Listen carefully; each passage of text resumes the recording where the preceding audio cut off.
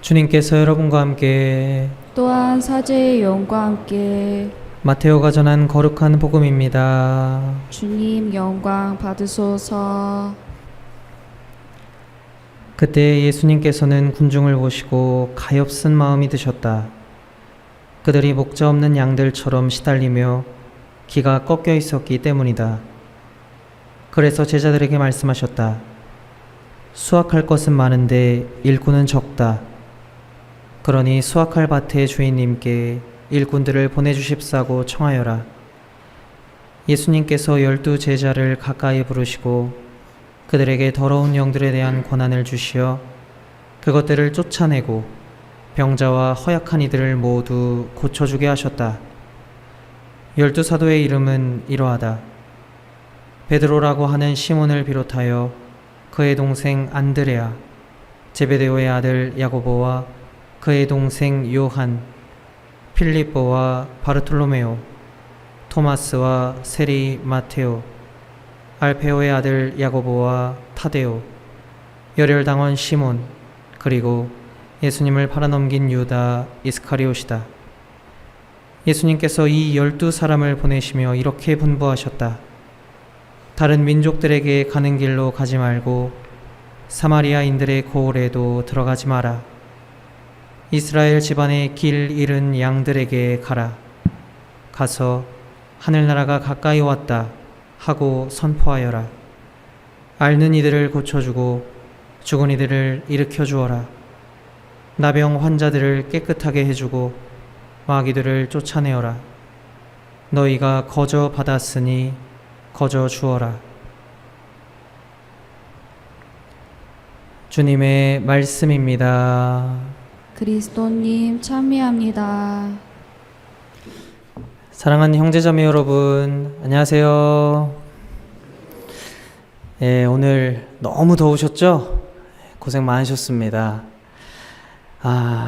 주님의 축복 속에서 기쁘고 편안한 밤, 시원한 밤 보내시기 바랍니다. 그럼 연중 제11주일의 말씀 전례가 우리에게 전해주려 하는 메시지가 무엇일지 살펴보겠습니다. 복음을 살펴보기에 앞서서 우리의 정체성을 잠깐 확인하겠습니다. 자, 우리는 누구입니까? 보통 혈통, 성별, 학교, 직업, 지역, 민족, 국가 등과 연관지어서 본인을 설명하지만 그것보다 더욱 본질적인 것이 있습니다. 여러분이 하느님의 부르심으로 세례를 받은 그리스도인이라는 점입니다. 그렇습니다. 우리는 그리스도인입니다.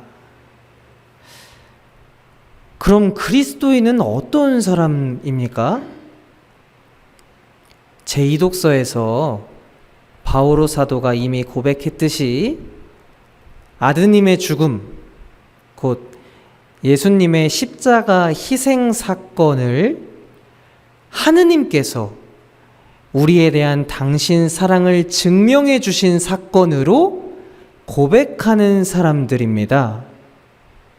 십자가 사건이 패배, 실패가 아니라 우리 죄인들을 위한 하느님의 사랑 고백이라는 것을 우리가 믿는 것, 그걸 믿는 사람들이 그리스도인입니다. 예수님 덕분에 우리가 하느님과 완전한 화해를 이루었고 구원과 생명을 얻게 되었죠. 조금 더 쉽게 말하자면 우리 그리스도인은 예수님에 대한 믿음으로 하느님을 충실히 따르는 사람들입니다. 자, 그럼 하느님을 충실히 따르려면 어떻게 해야 하는가? 이제 복음으로 시선을 돌려보죠. 예수님께서 기가 꺾여 있는 군중을 보시고 가엾은 마음이 드셨습니다. 그들이 목적지를 잃고 어디로 가야 될지 갈팡질팡하면서 길 잃고 헤매고 있는 그런 모습이 너무 안쓰러웠던 겁니다. 그래서 가만히 있을 수가 없었습니다. 무언가 도움을 주고 싶으셨던 거죠. 그래서 그들에게 12제자를 파견하십니다. 이들이 파견된 목적은 예수님께서 해오시던 일을 대신 수행하는 것이었습니다. 그렇다면 예수님께서는 지금까지 어떤 일들을 해오셨는가? 바로 길 잃은 양들의 목자가 되는 일이었습니다. 조금 더 구체적으로 말씀드리면 더러운 영들을 쫓아내고 병자와 허약한 이들을 고쳐주고 죽은 이들을 일으켜 세우는 일이었습니다. 그래서 하늘나라가 가까이 왔다 라는 선포가 그 사람들의 마음에 와 닿게 하는 것이 예수님의 일이었습니다. 그런데 그런 목자가 반드시 갖추어야 할 소양이 하나 있는데요. 그게 바로 가엾이 여기는 마음입니다. 누군가를 보면서 가엾이 여기는 마음이 드는 것입니다. 여기에서부터 모든 일이 시작되기 때문이에요. 자, 이 시점에서 한 가지 말씀드릴 게 있습니다. 12제자에게 맡겨진 일, 그들만의 몫이 아닙니다. 신부님들만의 일도 아닙니다.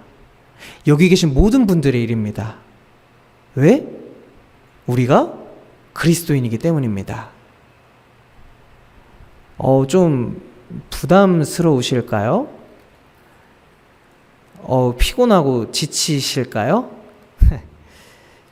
아니, 근데 그렇게 느끼실 수도 있는 것이 우리의 현실이 너무 피곤하고 각박합니다. 내 몸 하나 건사하기도 힘든 게 사실이죠. 공부해야지, 스펙 쌓아야지, 취업해야지, 사람 구실해야지, 진급해야지, 결혼해야지, 집 사야지, 해야 할 일이 너무 많아요.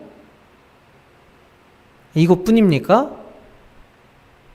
워라밸 잘 챙겨야죠.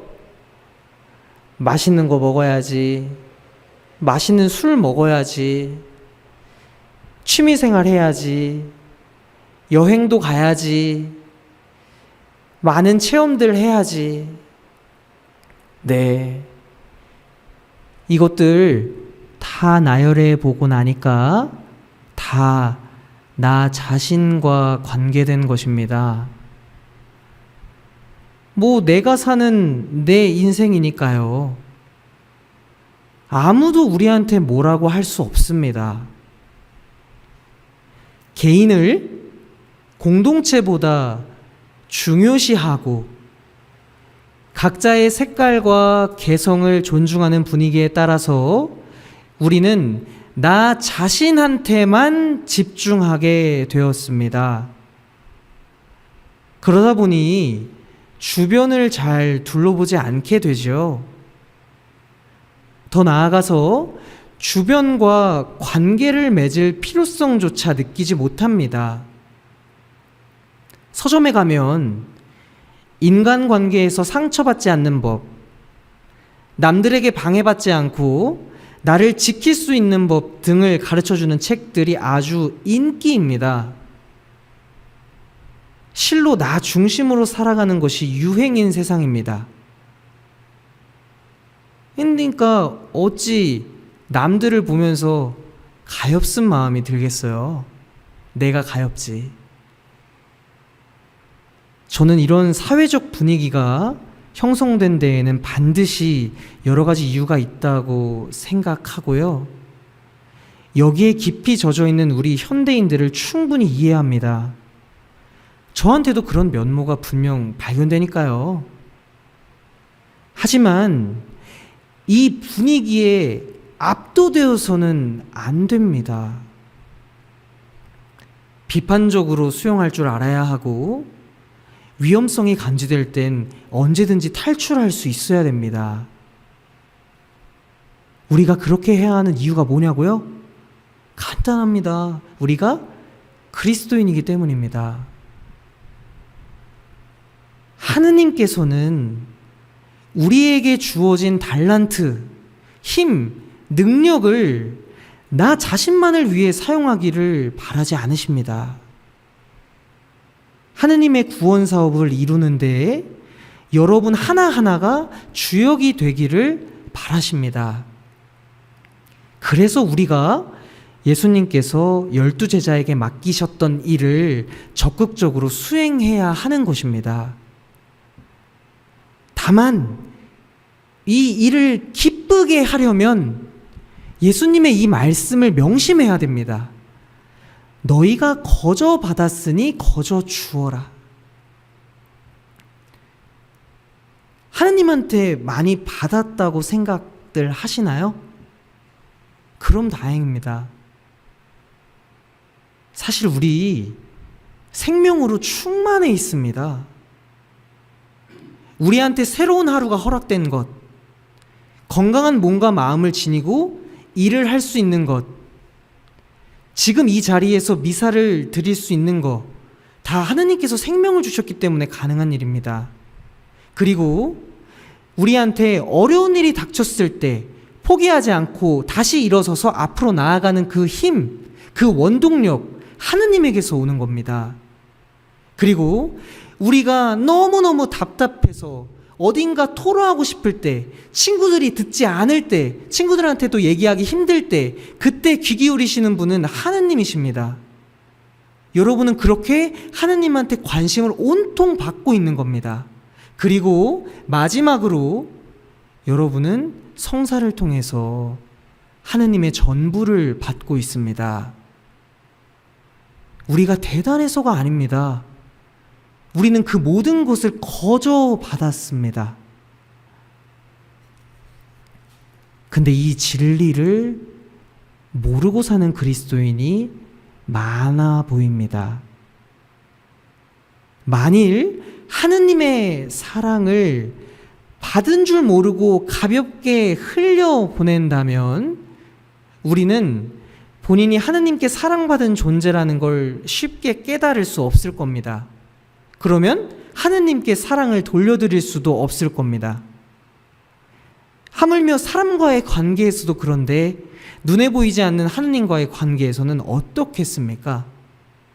이는 이치입니다. 당연한 이치. 생태마을 직원 여러분, 그리고 다볼 교우 여러분, 의식하든 의식하지 못하든 간에 우리는 하느님으로부터 거저받은 게 참 많습니다. 그 사랑의 조각들을 잘 모아서 가슴 깊이 간직하시기 바랍니다. 그리고 받은 사랑을 하느님께 돌려드리십시오. 어떻게? 우리 주변에 기가 꺾여 있는 이들, 삶의 혼란을 느끼고 방황하는 이들, 외로움에 시달리는 이들을 가엾이 여기고 있는 힘껏 도와주십시오. 섬세하게 접근해서 그들의 눈높이에 맞게 동반해 주십시오. 여러분의 행동으로 그 사람이 새롭게 힘을 얻고 하루하루를 살아가는 것을 하느님께서 바라보실 때 정말 기뻐하실 겁니다. 사랑하는 여러분, 거저 받은 대로 거저 주시기 바랍니다. 잠시 묵상하겠습니다.